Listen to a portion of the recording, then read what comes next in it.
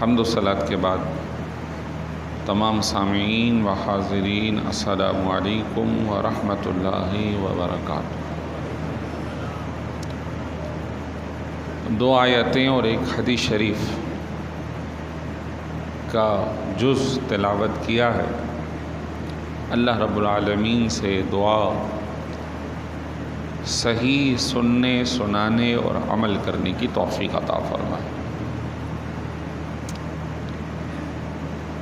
آج کا جو درس ہے وہ اپنی اہمیت کے اعتبار سے بہت زیادہ اہم ہے۔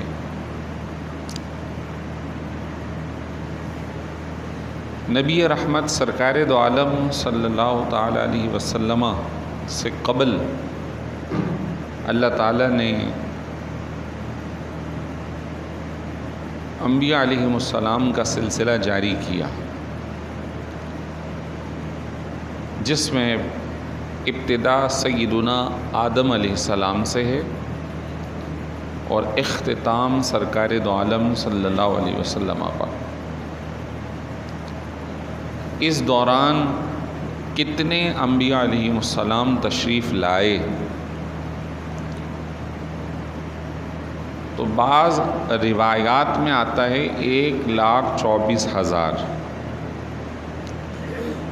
لیکن ان روایات کی سند پر علماء نے کلام کیا ہے کہ وہ سند کے اعتبار سے کمزور ہیں، تو تعداد فکس نہیں کی جا سکتی، جبکہ قرآن پاک میں جن کا نام لیا گیا وہ تقریباً 27 انبیاء علیہ السلام کے نام آئے ہیں،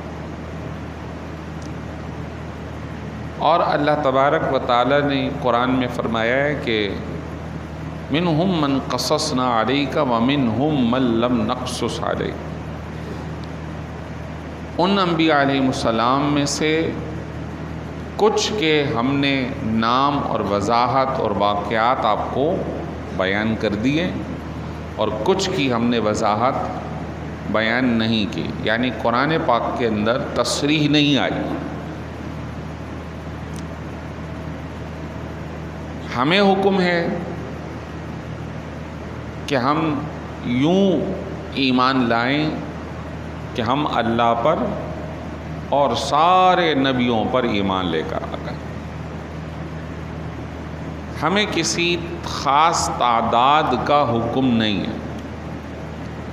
اگر بالفرض اس تعداد میں ایک نبی بھی زائد ہوئے تو گویا ہمارے عقیدے سے وہ باہر ہوں گے اور ہم پھر مسلمان نہیں رہیں گے، اور اگر تعداد سے کم ہوئے تو ہم نے کسی ایسے شخص کو نبی ماننے کا عقیدہ رکھا جو نبی نہیں ہے، تب بھی مسلمان نہیں رہیں گے۔ تو اسی وجہ سے تعداد عقیدے کا حصہ نہیں ہے۔ عقیدے کا حصہ ایک مسلمان ہونے کے لیے یہ ہے کہ مسلمان یوں کہے کہ میں اللہ کے سارے نبیوں رسولوں پر ایمان لایا۔ اب جو نبی ہیں یقیناً ہمارا ان پر ایمان ہے، جو نہیں ہیں ان پر نہیں ہے۔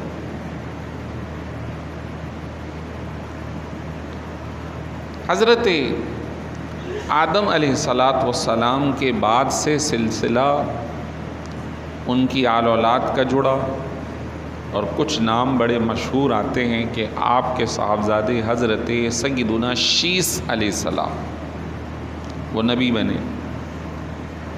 حضرت آدم کی ہی اولاد میں حابیل اور قابیل بھی تھے، لیکن قابیل نبی نہیں۔ یہ وہی پہلا شخص ہے کہ جس نے اپنے بھائی حابیل کو قتل کیا تھا۔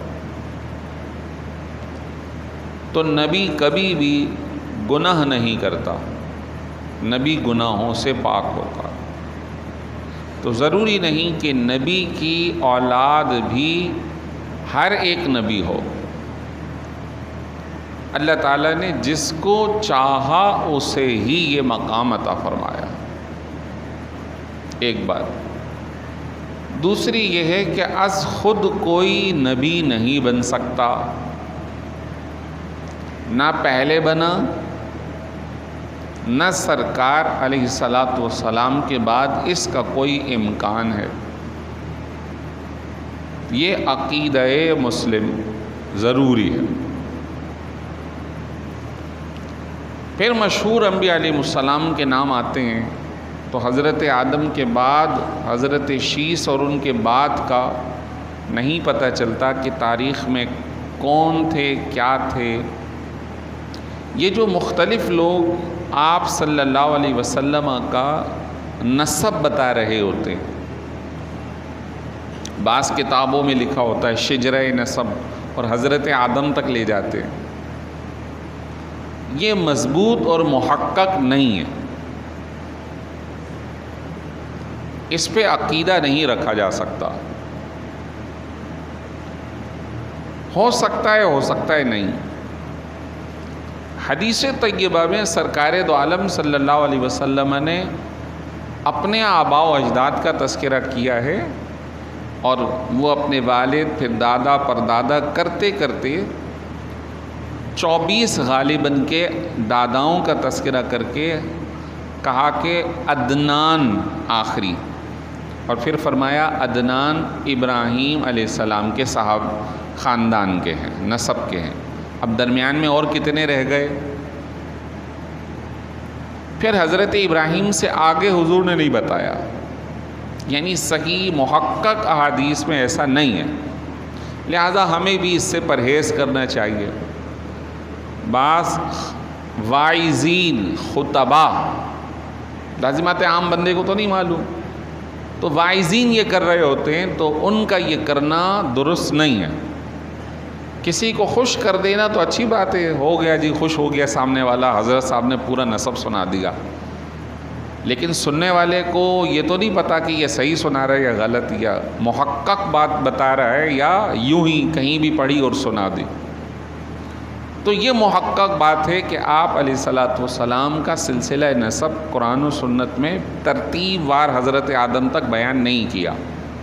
ہاں، آپ نے یہ ضرور فرمایا کہ میں ہمیشہ پاک پشتوں سے پاک رحم کی طرف منتقل ہوتا رہا، حتیٰ کہ اللہ نے قریش میں مجھے پیدا فرما دیا۔ اس حدیث کو لے کر علامہ جلال الدین سیوطی رحمۃ اللہ تعالی علیہ نے فرمایا کہ پاک پشت اور پاک رحم سے مراد مسلمان ہونا ہے، کیونکہ مسلمان ہی پاک ہے، اور جو غیر مسلم ہے اسے اللہ تعالیٰ نے نجس قرار دیا۔ انما المشرکون نجس فلا یقربوا المسجد الحرام بعد عامہم ھذا، سورۃ توبہ۔ جتنے بھی غیر مسلم ہیں وہ ناپاک ہیں، اور آج کے بعد کسی بھی غیر مسلم کو حرم میں آنے کی اجازت نہیں ہے۔ تو غیر مسلم کو حرم میں منع کر دیا گیا۔ ہاں، کوئی غیر مسلم عام دیگر مساجد میں آ سکتا ہے، کوئی دینی تعلیم، کوئی دینی بات پوچھنے کے لیے، دین کی معلومات حاصل کرنے کے لیے، اور پھر اس کو وہ معلومات دوسری مسجد میں دی جا سکتی ہے تاکہ وہ اسلام قبول کر لے، لیکن حرم محترم کے اندر اجازت نہیں۔ آپ صلی اللہ علیہ وسلم آخری نبی، فرمایا کہ میں آخری نبی ہوں، میرے بعد کوئی اور نبی نہیں آئے گا۔ آپ علیہ الصلاۃ والسلام کی احادیث طیبہ میں یہ بھی مضمون آتا ہے کہ آپ علیہ الصلاۃ والسلام نے فرمایا میرے بعد 27 لوگ ایسے ہوں گے جو کہ نبی ہونے کا دعویٰ کریں گے، اور 4 عورتیں ہوں گی، یعنی احادیث میں یہ مضمون ملتا ہے۔ تو جب سیرت کو ہم پرانی تاریخ کو دیکھتے ہیں تو عورتوں کا تذکرہ عرب میں ملتا ہے کہ 4 ایسی عورتیں گزری ہیں کہ جنہوں نے اپنے نبی ہونے کا دعویٰ کیا، جبکہ قرآن کے مطابق رجال کا لفظ استعمال ہوا ہے نبیوں کے لیے، اور رجال عربی میں کہتے ہیں مرد، یعنی مین، آدمی۔ تو مرد ہی نبی ہوئے ہیں حضرت آدم سے آپ علیہ الصلوۃ والسلام تک، کوئی بھی عورت نبی نہیں ہوئی، لیکن جھوٹے نبی ہونے کا دعویٰ عورتوں نے بھی سرکار کے بعد کیا، وہ اپنی انجام کو بھی پہنچی۔ آپ صلی اللہ علیہ وسلم سے قبل پوری تاریخ میں محمد صلی اللہ علیہ وسلم یہ نام کسی کا بھی نہیں تھا۔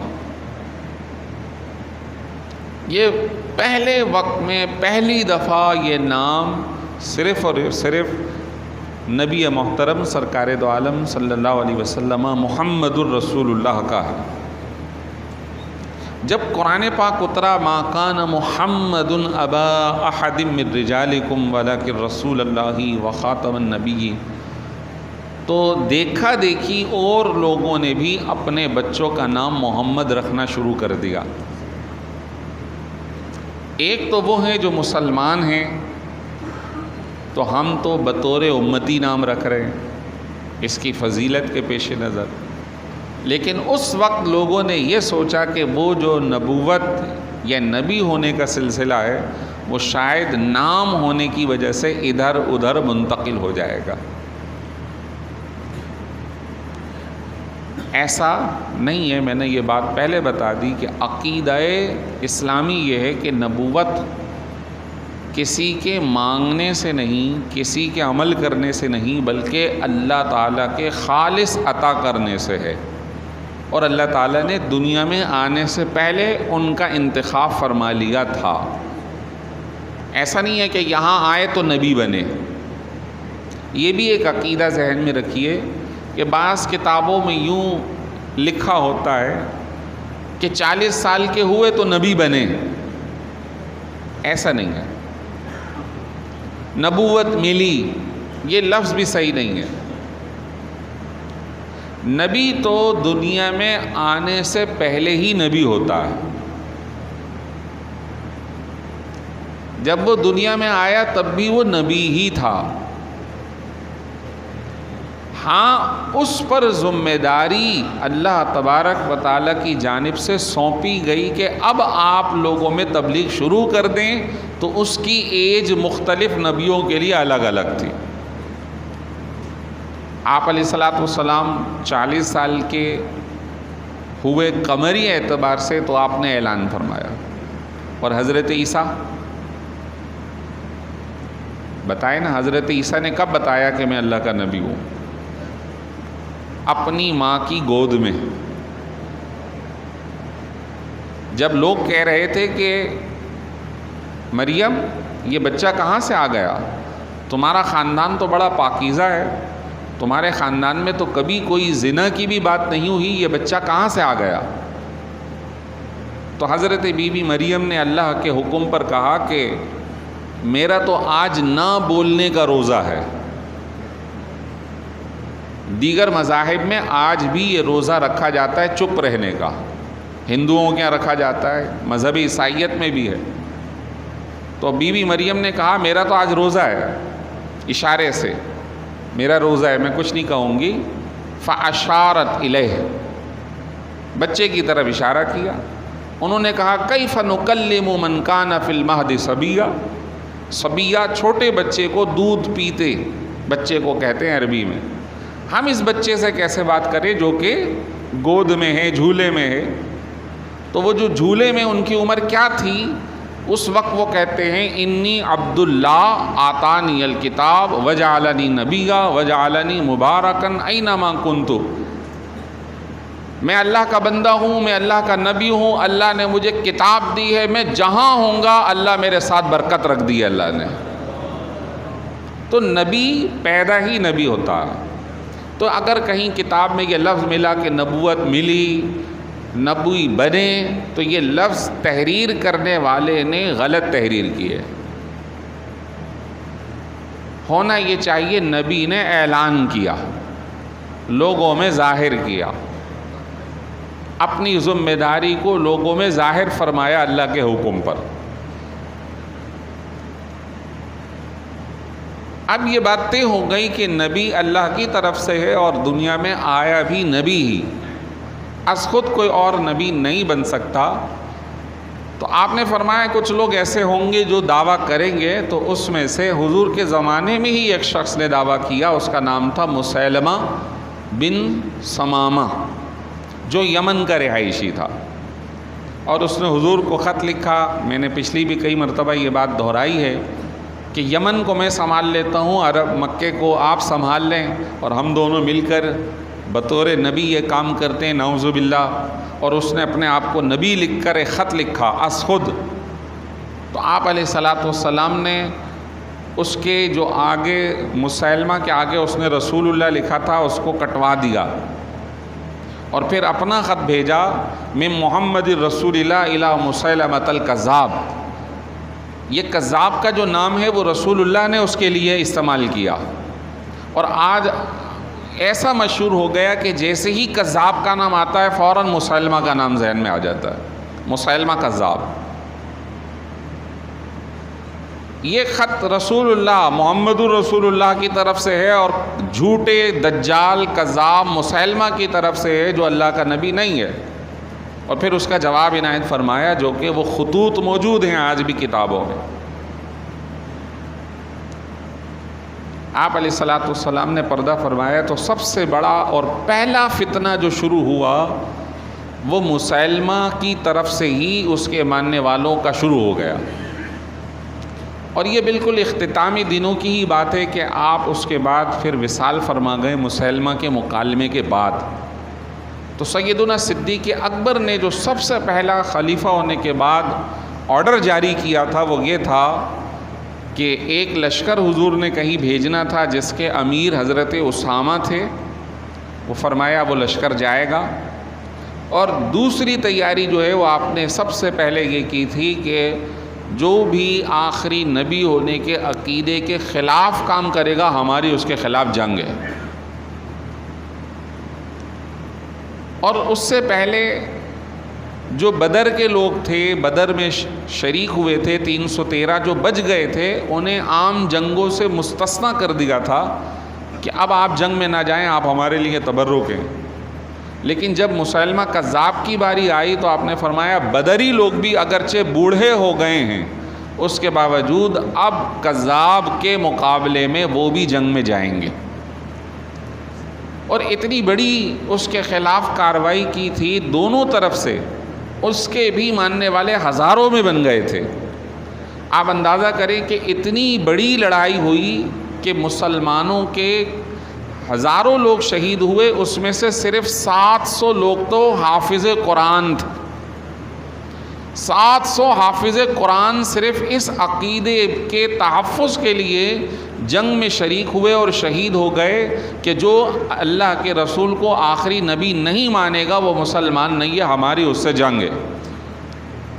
اس کے بعد ہی یہ مسئلہ کھڑا ہوا تھا، اس سے پہلے تحریری کتاب نہیں تھی، لوگوں کو سینہ بسینہ یاد تھا، استاد سے سنتے یاد کر لیتے۔ تو حضرت عمر فاروق نے کہا کہ خلیفۃ المسلمین حضرت ابو بکر صدیق، اگر جنگ میں اسی طرح لوگ ہمارے جاتے رہے، حفاظ جا جا کے شہید ہو گئے، تو بعد میں آنے والی قوم کو کون قرآن کے بارے میں آگاہی دے گا؟ تو آپ اس کو کتابی شکل میں لوگوں سے سن کر صفحات پہ تحریر کروائیں۔ تو آپ اندازہ کر لیں کہ یہ مسیلمہ کے خلاف کتنی بڑی کارروائی ہوئی تھی، اور یہ سلسلہ پھر مسلمانوں کے عقیدے کا حصہ ہے۔ اللہ تعالیٰ نے اس کا تحفظ فرمایا، سرکار دو عالم صلی اللہ علیہ وسلم نے اس شخص کو کذاب قرار دیا، حضرت ابوبکر صدیق نے بدری صحابہ کے ساتھ جنگ کروائی، حفاظ کرام شہید ہو گئے، لیکن کوئی پرواہ نہیں کی کہ اس عقیدے کا تحفظ کیا جائے گا۔ پھر یہ سلسلہ چلتا رہتا ہے اور آج بھی موجود ہے، اور انشاءاللہ مسلمان اس عقیدے کا تحفظ رہتی دنیا تک کرتے رہیں گے، رہتی دنیا تک کرتے رہیں گے۔ یہ ہمارے ایمان کا حصہ ہے۔ اگر اس میں کمزوری برتی جائے تو کیا مسئلہ ہے، کیا خرابی ہے؟ خرابی یہ ہے کہ پھر آپ کا یہ قرآن معتبر نہیں، کیونکہ جب کوئی نیا نبی نعوذ باللہ مانا جائے تو اس کی نئی کتاب، نیا چیپٹر ہوگا، تو گویا پچھلا چیپٹر سب کلوز ہو گیا۔ تو پھر تو یہ قرآن، پھر ہمارا ایمان، پھر نظریہ اسلام، پھر بزرگوں کی شہادت، ان لوگوں کی اپنی زندگی قربان کر دینا، یہ سب ضائع نظر آتا ہے۔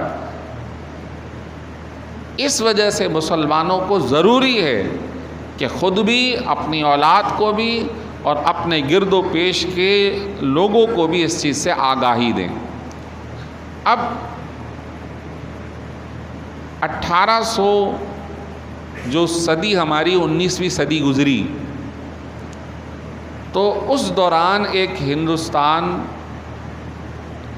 کے اندر جو مشترکہ ملک تھا، تو مشرقی پنجاب میں مرزا غلام احمد قادیانی نے اپنے پنجے گاڑے، اور وہ بھی بڑا پڑھا لکھا آدمی، پہلے وہ مولوی بنا، پھر اس نے اپنی عربی، اپنی تفسیر، اپنے ترجمے سے لوگوں کو گھیرا۔ آہستہ آہستہ اس نے کہا کہ بھئی میں لوگوں کی اصلاح کے لیے ہوں، ایک جماعت بن گئی، اور اس کے بعد آہستہ آہستہ اس نے اپنے آپ کو حضرت عیسیٰ کہنا شروع کر دیا کہ جو نبی کے بعد حضرت عیسیٰ اترنے والے وہ میں آ گیا، اور اس کے بعد آگے بڑھ کر اس نے یہ بات کہی کہ میں نبی ہوں۔ تو یہ تو جو اس کی کاروائیاں تھیں وہ اسٹیپ وائز تھیں، تو یہ نہیں کہ پاکستان بننے کے بعد ان کے خلاف کارروائی ہوئی، بلکہ اس وقت کے علماء کی تحریریں اور ان کی جو سرگرمیاں ہیں اگر پڑھیں گے تو اس میں سے ہمارے ملک کے بڑے مشہور بزرگ حضرت پیر مہر علی شاہ صاحب رحمۃ اللہ تعالی علیہ نے اس کے خلاف بھرپور کارروائی فرمائی، اس کے خلاف کتابیں لکھی، لٹریچر لکھا۔ سیدی اعلیٰ حضرت رحمۃ اللہ تعالی علیہ کے وصال کو 100 سال ہو گئے، اس زمانے میں فتاوی رضویہ بھی موجود ہے، اس وقت کے فتاوی ابھی بھی موجود ہیں۔ 3 کتابیں سیدی اعلیٰ حضرت نے اس کے خلاف لکھی، اور ایک موقع پہ تو پیر مہر علی شاہ صاحب رحمۃ اللہ تعالی علیہ نے یہاں تک فرمایا کہ آ جاؤ اور ہم مباہلہ کرتے ہیں، دعا کرتے ہیں۔ پچھلے میں نے جو ہے جمعے کو آیت مباہلہ کا تذکرہ کیا تھا، آؤ مباہلہ کرتے ہیں، یعنی آؤ ہم دعا کرتے ہیں، تو حق پر ہے تو میں مر جاؤں، اور میں حق پر ہوں تو مر جا۔ لیکن وہ اس بد دعا کے لیے بھی حاضر نہیں ہوا۔ حضرت پیر مہر شاہ صاحب علیہ رحمہ کی تو بہت ساری کرامات ہیں، اس میں سے ایک حصہ یہ ہے کہ عقیدہ اسلامی کا تحفظ ان بزرگوں نے فرمایا، ان علماء نے فرمایا۔ اب یہ مشترکہ بر صغیر میں تو کارروائی، علمی بحث و مباحثہ چلتا رہا، لیکن جب سن 1947 میں پاکستان بنا تو قانونی آپ کو پتہ ہے کہ ہمارے پاس کمزوری یہ تھی کہ اپنا قانون نہیں تھا، ملک کا اپنا آئین نہیں تھا، تو برطانیہ کے آئین کو ہی ایڈاپٹ کیا گیا، اور 53 تک یہ چلتا رہا۔ اس دوران 47 سے 53 تک کے عرصے کے دوران قادیانی حکومتی عہدوں پر داخل ہو گئے، حتیٰ کہ وزیر خارجہ پاکستان کا قادیانی تھا جس کا نام تھا ظفر اللہ۔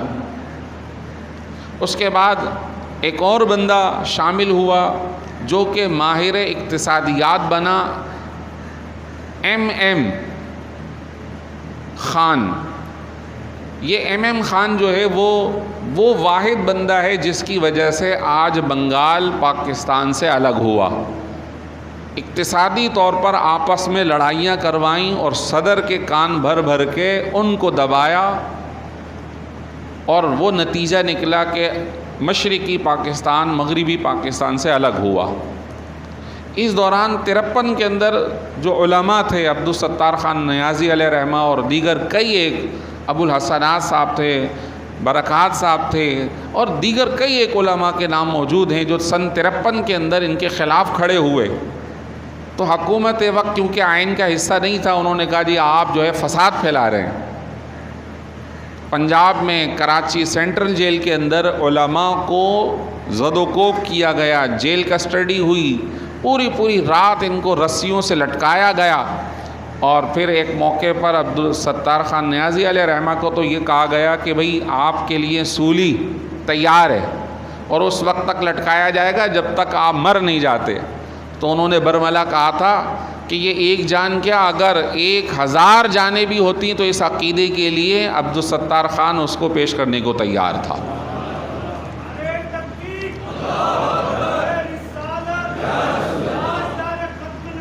زندہ باد۔ انشاءاللہ جاری رہے گا ہمارا یہی نظریہ، یہی حصہ اسلام کا حصہ ہے۔ اور پھر آپ دیکھیے سن 73 کے اندر مشترکہ لوگوں کی محنت ہوئی، اور اس کے اندر جو علامہ شاہ احمد نورانی صدیقی علیہ رحمہ تھے، اپوزیشن لیڈر تھے، انہوں نے پھر اس کو پیش کیا، اور اس وقت کے وزیر اعظم تھے، ان سے سائن کروایا، اور الحمدللہ علی احسانی ان بزرگوں کی محنت، ان کی تمام تر کوششوں کے بعد آئین کا حصہ بن گیا۔ اب ہر مسلمان کو یہ معلوم ہونا چاہیے، پاکستانی کو، کہ وہ آئین کی کون سی شقیں ہیں، اس میں کیا کہا گیا ہے۔ تو ہمارے جو آئین پاکستان ہے اس کے شق نمبر 260، اس کی ذیلی شق 3B، اس کے اندر مسلمان کی تعریف بیان کی گئی ہے۔ اس سے ایسا شخص مراد ہے، اچھا غیر مسلم کی، 5 کے اندر جو ہے 3 الف میں مسلمان اور 3B میں غیر مسلم کی تعریف سنیے۔ ایسا شخص جو مسلمان نہ ہو، اس میں عیسائی، ہندو، سکھ، بدھ، پارسی فرقے کے تعلق رکھنے والا کوئی بھی شخص، قادیانی گروپ، لاہوری گروپ جو خود کو احمدی یا کسی اور نام سے موسوم کرتے ہوں، کوئی شخص، کوئی بہائی، جدولی ذاتوں سے تعلق رکھنے والا، سارے افراد شامل ہیں، یہ غیر مسلم ہیں، یہ آئین کا حصہ۔ مسلمان کون ہے؟ ایسا شخص مراد ہے جو وحدت توحید اور قادر مطلق صرف اللہ تعالیٰ کو مانتا ہو، خاتم النبیین حضرت محمد صلی اللہ علیہ وسلم کی ختم نبوت پر مکمل اور غیر مشروط طور پر ایمان رکھتا ہو، پیغمبر یا مذہبی مصلح کے طور پر کسی ایسے شخص پر ایمان نہ رکھتا ہو، نہ اسے مانتا ہو جس نے حضرت محمد صلی اللہ علیہ وسلم کے بعد اس لفظ کے کسی بھی مفہوم، کسی بھی تشریح کے لحاظ سے پیغمبر ہونے کا دعویٰ کیا ہو یا دعویٰ آئندہ کرے۔ وہ مسلمان وہ ہوگا جو اس نظریے پر قائم ہوگا کہ وہ صرف اور صرف رسول اللہ کو آخری نبی مانتا ہو۔ پھر اس کے بعد ایک اور جو شق ہے وہ بڑی مشہور ہوئی، ہمارے بزرگ جو رحمہ اللہ بابا جی علامہ خادم حسین رضوی علیہ رحمہ کے زمانے میں بڑی مشہور ہوئی، کیا 295C، کہ جو ختم نبوت اور گستاخ نبوت کا مرتکب ہوگا، ختم نبوت کے خلاف عقیدہ رکھے گا، اس کی سزا موت ہے، اس کی سزا موت ہے۔ اس کے ساتھ ساتھ یہاں بھی ذہن میں رکھیے کہ تعزیرات 298 دفعہ 1 کے تحت مقدس شخصیات کے لیے مخصوص الفاظ اور اوصاف اور الفاظ کا غلط استعمال قانونی اعتبار سے قابل تعزیر جرم ہے، یعنی کوئی بھی شخص اپنے آپ کو نبی ہونے، صحابی ہونے کا بھی لفظ استعمال نہیں کر سکتا۔ اسی طرح 298B، اس کے اندر بھی کسی شخص کو جو حضور کے خاندان کا نہیں، اپنے آپ کو اہل بیت بھی ظاہر نہیں کر سکتا۔ اسی طرح اسی کی جو تعزیر بے ہے، اس کے تحت لکھا ہے کہ کوئی دوسرا شخص اپنی بیوی کو ام المومنین بھی نہیں کہہ سکتا، یعنی یہ الفاظ قانونی اعتبار سے صحابہ کے لیے مختص ہیں، آپ علیہ الصلاۃ والسلام کے خاندان کے لیے مختص ہیں، اور آپ کی ازواج کے لیے مختص ہیں۔ اس کا مد مقابل تھا کیا کہ مرزا غلام احمد قادیانی کی بیویوں کو ان کے ماننے والے اب کہتے ہیں امہات المومنین، نعوذ باللہ۔ اس کی آل اولاد کو کہتے ہیں اہل بیت، اس کے ماننے والوں کو کہا جاتا ہے صحابہ۔ یہ ان کے جو ماننے والے ہیں۔ آئین پاکستان کہتا ہے کہ یہ تعلق صرف اور صرف سرکار دو عالم صلی اللہ علیہ وسلم کے ساتھ ہے۔ اگر کوئی بندہ یہاں یہ کام کرتا ہوا نظر آیا تو تعزیر پاکستان کے تحت اسے سزا ہونی چاہیے۔ آگے تعزیر میں یہ بھی لکھا ہے کہ اذان صرف مسلمانوں کی مساجد سے ہی کرنے کی اجازت ہے۔ اگر قادیانیوں کے کسی بھی مرکز سے اعلان ہوتا ہے اور وہ اذان کا کہتے ہیں تو ان کے خلاف بھی قانونی کارروائی کی جائے گی۔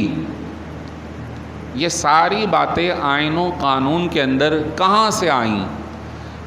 یہ پیسوں، تاجروں یا اس طرح کے معاملات سے نہیں، ہاں ان کا تعاون ضرور ہوگا، لیکن علماء کرام کی محنت اور مشقت سے آئی ہے۔ یہ علماء ہیں جنہوں نے ہمارے عقیدے کا تحفظ کیا ہے۔ آج جو دنیا دار طبقہ جو دین سے بیزار ہے، وہ دینی لوگوں کو برا کہتا ہے، تو اصل ان کے دل میں جو بغض دینی لوگوں کا نہیں ہے بلکہ دین کا ہے۔